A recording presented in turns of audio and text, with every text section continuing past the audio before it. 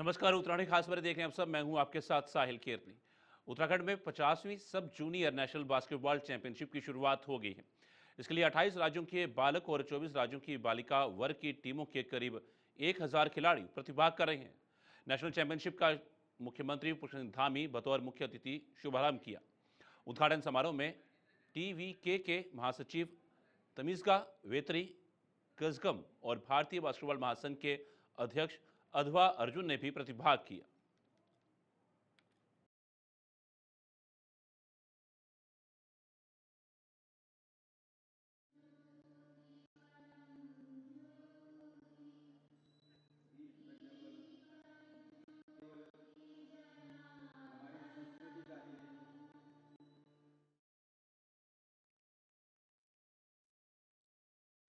भारत में युवा प्रतिभा का अगर इसको खेल कुंभ कहा जाए तो कोई अतिशयोक्ति नहीं होगी। भाइयों बहनों, इस चैंपियनशिप में चुने गए खिलाड़ी उच्च स्तरीय टूर्नामेंट्स, प्रशिक्षण अकादमियों और आगामी भारतीय नेशनल टीम के लिए भी इन्हीं खिलाड़ियों में से उनका चयन होना है, जो आज अपने राज्यों का अपनी अपनी टीमों का प्रतिनिधित्व कर रहे हैं। इन्हीं में से आने वाले समय में इन्हीं खिलाड़ियों में से देश का प्रतिनिधित्व भी यही खिलाड़ी करेंगे। अर्थात आज हम जिन खिलाड़ियों को यहां खेलते हुए देख रहे हैं, कल के दिन वही भारत का नाम ओलंपिक, एशियन गेम्स और ऐसी अनेक प्रतियोगिताओं में भारत का नाम रोशन करेंगे। भाइयों बहनों, खेल सिर्फ केवल मनोरंजन का साधन मात्र नहीं है, बल्कि हमारे चरित्र निर्माण की भी एक प्रयोगशाला है। खेल प्रतियोगिताएं जहां हमें धैर्य, अनुशासन, समयबद्धता और टीम स्पिरिट, जिसका हमें जीवन के हर मोड़ पर सामना करना पड़ता है, वह सभी का प्रशिक्षण अगर कोई भी चीज देती है तो वो खेल देती है। इसलिए हमारे प्रधानमंत्री श्री नरेंद्र मोदी जी ने खेलो इंडिया, फिट इंडिया मूवमेंट जैसे कार्यक्रमों के माध्यम से देश में खेल संस्कृति को प्रोत्साहित करने के लिए निरंतर उनके मार्गदर्शन में, उनके नेतृत्व में कार्य हो रहा है। आज आदरणीय प्रधानमंत्री जी के कुशल नेतृत्व में भारत खेलों के क्षेत्र में भी नई ऊंचाइयों को प्राप्त कर रहा है। आज खेलों का कोई भी वैश्विक मंच है, कोई भी खेल प्रतियोगिता है, ऐसी कोई खेल प्रतियोगिता नहीं होती है जिसमें भारत के खिलाड़ी भारत का तिरंगा शान से न लहराते हों, अपने प्रतिभा का प्रदर्शन करके न दिखाते हों। पहचान बन रही है जिसके कारण से आज प्रदेश हो या देश हो, कोई भी राज्य हो, आज खेलों के क्षेत्र में बहुत शानदार प्रदर्शन कर रहा है। हमारा राज्य भी आदरणीय प्रधानमंत्री जी के मार्गदर्शन में प्रदेश में खेल संस्कृति को बढ़ावा देने के लिए और खिलाड़ियों को प्रोत्साहित करने के लिए, उनके उत्साहवर्धन के लिए लगातार हम काम कर रहे हैं। इस वर्ष हमारे राज्य के अंदर संपन्न हुए 38वें राष्ट्रीय खेलों का शानदार तरीके से देवभूमि में आयोजन हुआ, भव्य एवं सफल आयोजन हुआ। और इस आयोजन में जहां देवभूमि उत्तराखंड को खेल रूप में स्थापित करने का मार्ग भी प्रशस्त किया है। इन खेलों में उत्तराखंड के खिलाड़ियों ने 103 पदक जीतकर पहली बार राष्ट्रीय खेलों में 7वां स्थान प्राप्त करके एक इतिहास रचने का काम किया। अपने राज्य में 517 करोड़ रुपए की लागत से हाँ सर, मैं बुलेटिन स्पोर्ट्स इंफ्रास्ट्रक्चर विकसित करने का प्रयास किया है। इसी का परिणाम है कि आज उत्तराखंड में केवल राष्ट्रीय नहीं बल्कि अंतर्राष्ट्रीय स्तर की खेल प्रतियोगिताओं के आयोजन के लिए भी आज देवभूमि उत्तराखंड एक महत्वपूर्ण स्थान बन गया है।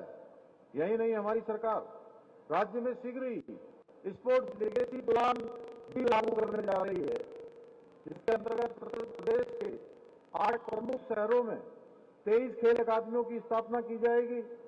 इन अकादमियों में प्रत्येक वर्ष 920 विश्व स्तरीय एथलीट, 1000 अन्य खिलाड़ी उच्च स्तरीय प्रशिक्षण प्राप्त करेंगे। इतना ही नहीं, हमारी सरकार उत्तराखंड का पहला खेल विश्वविद्यालय भी हल्द्वानी में खोलने जा रही है।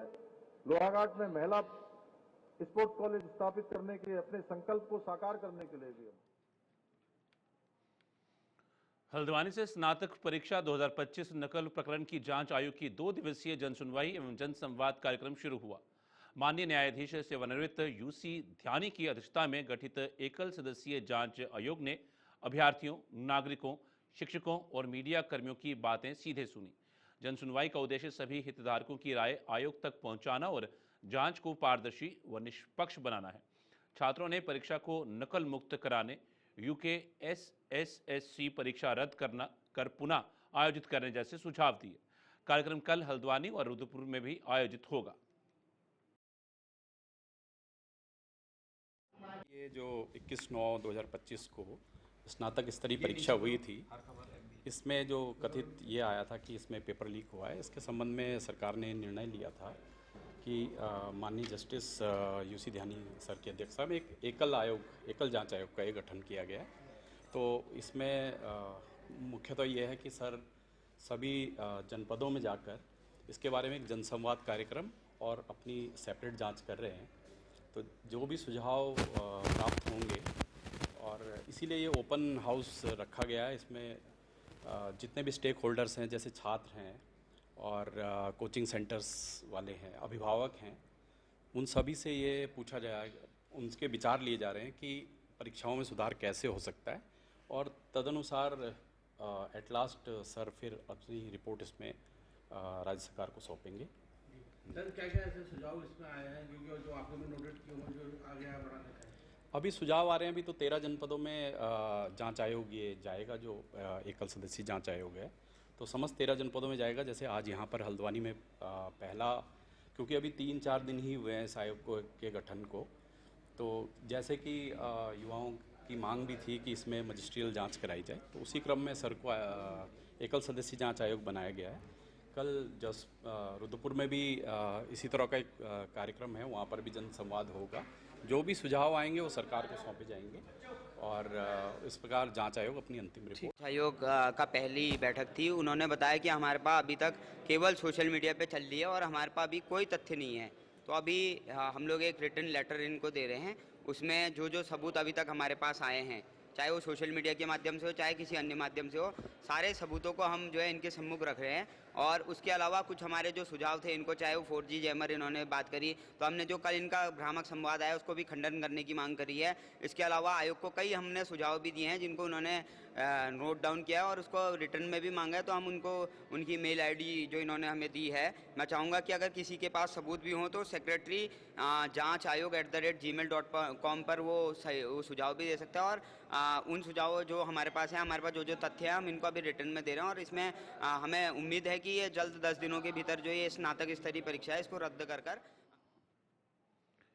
उत्तराखंड कांग्रेस ने स्वास्थ्य विभाग पर गंभीर आरोप लगाए हैं। प्रदेश अध्यक्ष करण मेहरा ने प्रेस वार्ता कर कहा कि विभाग में मशीनों की खरीद और टेंडर प्रक्रिया में भारी गड़बड़झाला हुआ है। उन्होंने खुलासा किया कि खून निकालने वाली वैन फाइंडर मशीन, जिसकी वास्तविक कीमत मात्र 50,000 रुपये है, उसे 5.5 लाख रुपए में खरीदा गया। साथ ही CT स्कैन और MRI मशीनों के टेंडर में भारतीय कंपनी को नजरअंदाज कर चीन की कंपनी को प्राथमिकता दी गई। वहीं कांग्रेस के वरिष्ठ नेता गणेश गोदियाल ने स्वास्थ्य विभाग की ट्रांसफर प्रक्रिया पर भी सवाल उठाए और पारदर्शिता की मांग की।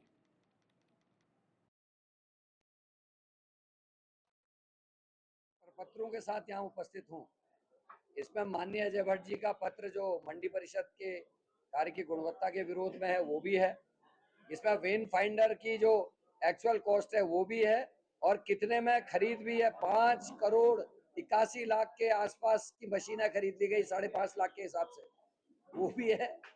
MRI मशीन्स का दुरुपयोग भी है, और CT स्कैन मशीनें खरीद के 1.5 साल से पड़ी हैं, इंस्टॉल नहीं हो पाई, वो भी है। बद्रीनाथ और केदारनाथ में करीब 9.5 करोड़ की सामग्री खरीद के डंप करी गई है, और उसको 2 साल से ज्यादा हो गया।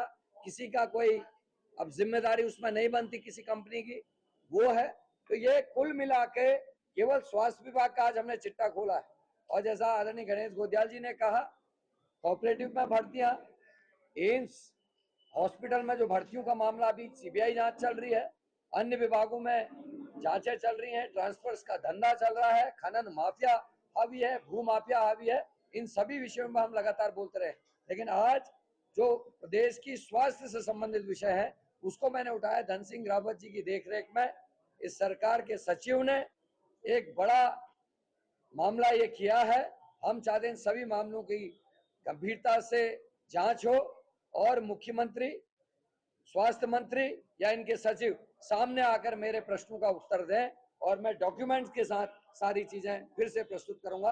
अगली प्रेस दोबारा मैं स्वास्थ्य विभाग को लेकर करूंगा और जल्दी 10 से 12 दिन के अंदर एक बड़ा और खुलासा हम करने जा रहे हैं। के कोविड पीरियड में नोएडा में जो भर्तियां आयोजित की गई, परीक्षाएं आयोजित की गई, जिस समय स्कूटर निकालने की परमिशन नहीं थी उस समय वहां कौन गया? और बड़ी संख्या में वो भर्तियां निकली, वहां कौन गया? हमारे प्रदेश में क्यों नहीं वो भर्तियां आयोजित की गई सहकारिता विभाग? दूसरा, मैंने ये कहा कि भारतीय जनता पार्टी के विधायकों ने लिखित रूप में मुख्यमंत्री को, उस समय के मुख्यमंत्री को ये कहा कि 20-20 लाख में नौकरियां बेची जा रही हैं। दूसरा, मैंने ट्रांसफर का प्रमाण अभी आपके सामने दिया कि ट्रांसफर के 2 आधार हैं, या तो बीजेपी में आओ तब सही जगह पे आपको पोस्टिंग मिल जाएगी, अन्यथा आपका ट्रांसफर इस तरह कर दिया जाएगा कि आपका परिवार डिस्टर्ब हो जाएगा। या फिर दूसरा आधार है कि पहले ट्रांसफर कर दो किसी का, उसके बाद घर में जो डेस्क बैठी है वो डेस्क फैसला करेगी कि कौन कितना दे रहा है, उसके हिसाब से उसको नजदीक और दूर का स्थान तय किया जाए। तो ये गंभीर आरोप है, सरकार इसकी जांच करा ले। हमने गलत बोला है तो हम पर कार्रवाई करे, क्या दिक्कत है? कार्रवाई करने हिम्मत अगर है सरकार में तो करे ना कार्रवाई करे। कोऑपरेटिव बैंक का पैसा निजी इन्वेस्टमेंट करके, निजी क्षेत्रों में इन्वेस्टमेंट करके, प्राइवेट सेक्टर में इन्वेस्टमेंट करके सहकारिता का पैसा डूबा है। वो इनका पैसा था, वो प्रदेश का पैसा था, प्रदेश के लोगों का पैसा था। उस पर जवाब दें, क्यों डूबा, किसने अलाउ किया कि उस पैसे को प्राइवेट सेक्टर में इन्वेस्ट किया जाए। कांग्रेस ने उत्तराखंड में अग्निवीर योजना के विरोध में आज से बड़े अभियान की शुरुआत कर दी है। यह अभियान प्रदेश पूर्व सैनिक विभाग के अध्यक्ष कर्नल राम रतन नेगी के नेतृत्व में शुरू हुआ। कांग्रेस प्रदेश अध्यक्ष करण मेहरा ने पार्टी कार्यालय से हरी झंडी दिखाकर इसकी शुरुआत की। 3 चरणों में चलने वाले इस हस्ताक्षर अभियान का पहला चरण गढ़वाल मंडल, दूसरा चरण कुमाऊं मंडल और तीसरा चरण मैदानी क्षेत्रों में आयोजित होगा।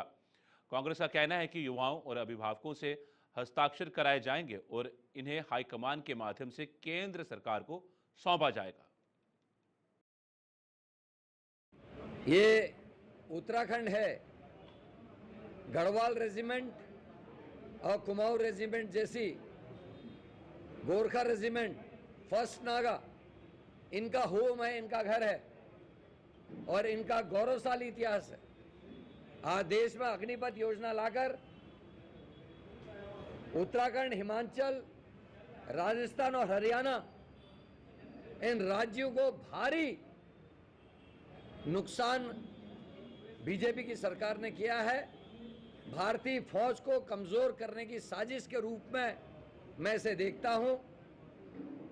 रिटायर्ड जनरल्स के हवाले से यह आता है कि एक फौजी को असली फौजी बनने में कम से कम 9 साल लगते हैं। ट्रेनिंग भले 9 महीने की हो, लेकिन एक फौजी को लोहा बनने में लगभग 9 साल का समय लगता है। और मोदी जी की सरकार ने अग्निवीर योजना लाकर हमारे प्रदेश के युवाओं के सपनों को चकनाचूर किया है, भारत माता की रक्षा को खतरे में डालने का काम किया है और फौजियों के जो रसूख था उसको कम करने का काम किया है। उसके लिए आज हमारे राम रतन सिंह नेगी, जो पूर्व सैनिक संगठन के प्रदेश अध्यक्ष हैं, उनके कमान के तहत आज गढ़वाल क्षेत्र का वो दौरा कर रहे हैं। उनकी रथ यात्रा आज निकली, उसको हमने और गणेश गोदियाल जी ने फ्लैग ऑफ किया है और उसके बाद कुमाऊं की वो यात्रा निकलेगी और युवाओं में जनजागृति अभियान चलाकर हम राहुल गांधी जी के उस संकल्प को ताकत दे रहे हैं जिसमें उन्होंने कहा है कि कांग्रेस लेड गवर्नमेंट जैसे ही बनेगी हम अग्निवीर योजना को पलटने का काम करेंगे, दोबारा से पुरानी व्यवस्था को लागू करेंगे। भारत मां के वीर सपूतों को नमन करते हुए जिलाधिकारी मयूर दीक्षित ने कलेक्ट्रेट रोशनाबाद से शहीद सम्मान यात्रा 2.0 को हरी झंडी दिखाकर रवाना किया। इस अवसर पर शहीद हवलदार सोनित कुमार सैनी और शहीद नायक प्रदीप कुमार की पत्नियों द्वारा घर आंगन की मिट्टी का ताम्र कलश जिला सैनिक कल्याण अधिकारी को सौंपा गया। जिलाधिकारी ने कहा कि यह कार्यक्रम मातृभूमि के लिए सर्वोच्च बलिदान देने वाले वीरों के सम्मान का अवसर है। यात्रा के तहत प्रदेश भर से मिट्टी एकत्रित कर देहरादून के सैन्य धाम गुनियाल गांव में स्थापित की जाएगी। 5 अक्टूबर को लैंसडाउन में शहीद सम्मान समारोह आयोजित होगा। देखिए, इसमें आज शहीद सम्मान यात्रा जो है वो हमारे जनपद मुख्यालय से यहाँ से आज को फ्लैग ऑफ किया गया है और ये आज ही लैंसडाउन पहुँचेंगी। और इस जो व्हीकल है इसमें जो हमारे 2 शहीद परिवार हैं उनके आंगन की जो मिट्टी है उसको इकट्ठा करके यहाँ से रवाना किया गया है। और इसी तरीके से सभी जनपदों के मुख्यालय से आज यह जो शहीद परिवार है उनके आंगन की मिट्टी को लैंसडाउन भेजा जा रहा है, जहाँ पर फिर मुख्य कार्यक्रम होगा। और इसमें आज जो हमारा कार्यक्रम हुआ इसमें जो शहीद परिवार हैं उनके परिवारजन और सैनिक कल्याण विभाग के अधिकारियों आदि की मौजूदगी में इसको। जय हिंद। मैं विंग कमांडर डॉक्टर सरिता नेगी पवार हूँ, जिला सैनिक कल्याण अधिकारी हरिद्वार जनपद। आज हमारी शहीद सम्मान यात्रा का दूसरा स्टेप शुरू हुआ। पहला स्टेप में हमने शहीदों के घर आंगन से मिट्टी एकत्रित करी थी। तो हमारे जनपद में 2021 के बाद से 2 शहीद परिवार थे जिनके गांव में जाकर के कल 3 अक्टूबर को हम लोगों ने उनके घर आंगन की मिट्टी को ताम्र कलशों में एकत्रित करा। और आज जिलाधिकारी महोदय के द्वारा उन्हीं ताम्र कलशों के साथ, जिसमें घर आंगन की मिट्टी थी और शहीद के परिवार जो वीर नारियां और उनके जो आश्रित थे वो सब लैंसडाउन के लिए रवाना हो गए। Lansdowne regiment Garhwal regimental centre में वहाँ पर कल माननीय मुख्यमंत्री जी उनको ताम्र कलशों से सम्मानित करेंगे वीर नारियों को। एंड आज उसी क्रम में ये जो दूसरा स्टेप था हमारा, जिसमें जिलाधिकारी महोदय ने फ्लैग ऑफ किया यात्रा के लिए और वो लैंसडाउन के लिए रवाना हो गए हैं। उसके बाद कल वहाँ पर जो प्रोग्राम होना है बाकी का आगे का वो 5 तारीख को होने के बाद सब वापस अपने घर आ जाएंगे। एंड जो ताम्र कलश हैं वो सैन्य धाम है गुनियाल गांव देहरादून में, वहाँ पर प्रतिस्थापित कर दिए। शहीद सम्मान यात्रा 2.0 के तहत किच्छा के शहीद देव बहादुर और खटीमा के शहीद सूबेदार डंबर चंद के घर आंगन से संग्रहित मिट्टी को ताम्र कलश में रखकर जिलाधिकारी नितिन सिंह भदौरिया ने कलेक्ट्रेट परिसर से लैंसडाउन के लिए रवाना किया। 5 अक्टूबर को Garhwal rifles regiment centre Lansdowne में भव्य शहीद सम्मान समारोह आयोजित होगा। श्री मुख्यमंत्री पुष्कर सिंह धामी सैनिकों के आश्रितों को ताम्र पत्र प्रदान करेंगे। जिलाधिकारी ने बताया कि प्रदेश भर से शहीदों के आंगन की मिट्टी एकत्रित कर सैन्य धाम देहरादून में प्रतिस्थापित की जाएगी। इस दौरान शहीदों के परिजनों के लिए सभी व्यवस्थाएं प्रशासन द्वारा की गई हैं।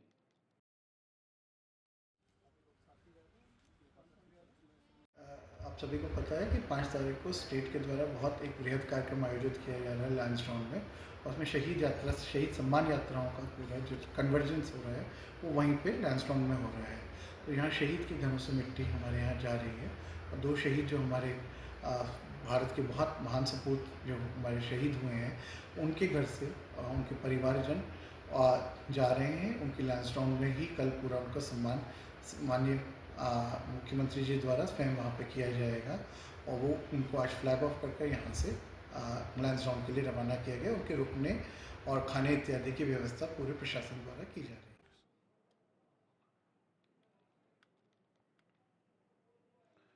उत्तराखंड में खुरपका मुंहपका रोग से बचाव के लिए पशुपालन विभाग ने वृहद टीकाकरण अभियान की शुरुआत कर दी है।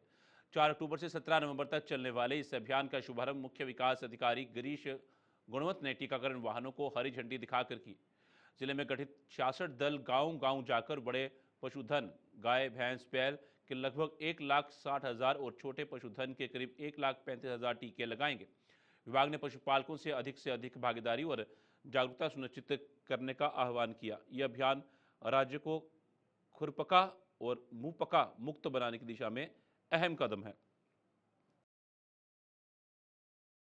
इसमें हमारे जो पशुपालन विभाग है उसके द्वारा आज यहाँ से 1-2 वैन्स को रवाना किया गया है जो FMD जो डिजीज़ है इनकी खुरपका मुंहपका जिसे बोलते हैं उसके उन्मूलन के लिए ये अभियान शुरू किया गया है। और ये 45 दिन का अभियान है जिसमें हमारे जनपद में पशुपालन विभाग की 66 टीमें इसमें काम करेंगी और पूरे 45 दिनों में इसका उन्मूलन किया जाएगा। कि भारत सरकार के स्तर से इसमें निर्देशित किया गया है और हमारे सभी जनपद के जितने इसमें पशु चिकित्सा अधिकारी हैं हमारे, उनका जो एलईओ हैं और उनके जो अन्य स्टाफ हैं वो सभी इस काम में लगेंगे और इसको 45 दिनों में पूरी तरीके से सभी जितने भी हमारे गौवंशी हैं, महिषवंशी पशु हैं, शीप हैं, बकरियां हैं, सब में इसमें जो है इस डिजीज़ के उन्मूलन के लिए टीकाकरण किया जाएगा। पशुपालन विभाग द्वारा जनपद पौड़ी में एवं समस्त राज्य में खुरपका मुंहपका टीकाकरण के 7वें अभियान की शुरुआत की गई है। ये टीकाकरण अभियान 4 अक्टूबर 2025 से लेकर 17 नवंबर 2025 तक पूरे प्रदेश की तरह ही जनपद पौड़ी में भी इसका क्रियान्वयन किया जाएगा। इसमें हमारे लगभग बड़े पशुओं को 1,60,000 टीके लगाए जाने हैं। बड़े पशु में हमारे गौवंशीय मतलब कि गाय एवं महिषवंशीय मतलब भैंस तथा छोटे पशु में बकरी एवं भेड़ में लगाया जाएगा। इस टीके को साल में 2 बार लगाया जाता है और इस टीके को लगाने में हम सभी को आपस में एक दूसरे का सहयोग करना चाहिए। हमारी पशुपालन विभाग की जो 66 टीम बनाई गई हैं जनपद में, वो जब भी किसी पशु पालक के द्वार पर जाएं तो मेरा इस मीडिया के माध्यम से सभी से निवेदन है, कृपया हमारी टीम का सहयोग करें, अधिक से अधिक समस्त पशुओं में ये टीका लगवाएं, जिससे कि जो भारत सरकार की एक मंशा है कि उत्तरी भारत में उत्तराखंड राज्य को खुरपका मुंहपका रोग मुक्त स्टेट घोषित किया जाना है, उस लक्ष्य को हम सब मिलकर पूरा करें। इसी के लिए मैं आप सभी से इसका आह्वान करता हूँ। रुड़की विधायक प्रदीप बत्रा ने सोलानी नदी पर बने नए पुल का उद्घाटन किया। इस परियोजना की कुल लागत 35 करोड़ रुपए है। विधायक ने कहा कि यह पुल निर्माण का लक्ष्य लंबे समय से था, जो अब पूरा हो गया है। पुल के बनते ही रुड़की वासियों को बड़ी राहत मिलेगी। खासकर स्कूल जाने वाले बच्चों के लिए ये सुविधा बेहद महत्वपूर्ण होगी। पुल में आधुनिक तकनीक का इस्तेमाल किया जाएगा, जिससे ये लंबे समय तक सुरक्षित और मजबूत रहेगा। इस परियोजना से क्षेत्र के लोगों का समय और यात्रा दोनों की बचत होगी। देखिए, धामी जी की सरकार है जो संकल्प करती है उसको सिद्ध करती है और मैं समझता हूँ कि ये पुल एक बहुत बड़ा लक्ष्य था हमारा, जिसको निर्माण कार्य शुरू कराना है। आज अब यहाँ मौके पर खड़े हैं, आज सब लोगों को भी बधाई देता हूँ इसके लिए कि आप सब लोग यहाँ पर आए और ये अपने निर्माण की जानकारी आप जनता को देंगे। रुड़की वासियों को लाभ मिलेगा और स्कूली बच्चों को खास तौर से उनके लिए पुल का निर्माण हो रहा है। तो मैं बच्चों को संदेश देना चाहूँगा कि बच्चे अब इंतजार खत्म हो गया है, 9 महीने में पुल बनकर तैयार हो जाएगा। जब आप अगले क्लास में जाएंगे तो आप नए पुल से होकर जाएंगे और आपका रास्ता जो है वो शॉर्ट हो जाएगा।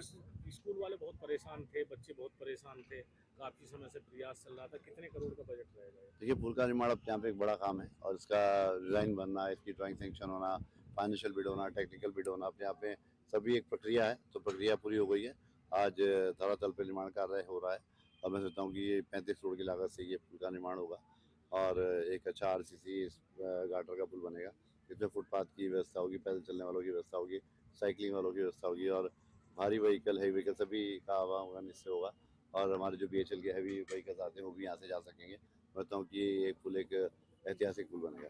देखिए, आदर्श नगर की तरफ कभी कभी पानी बढ़ जाता था, क्या इसमें पैच वर्क भी ऐसा बनेगा कि आदर्श? निश्चित रूप से DM साहब को लिख दिया गया है आपदा में और अपने सिंचाई विभाग को भी लिख दिया गया है। माननीय मंत्री से बात हुई है, बहुत जल्दी पैचिंग कार्य शुरू होगा।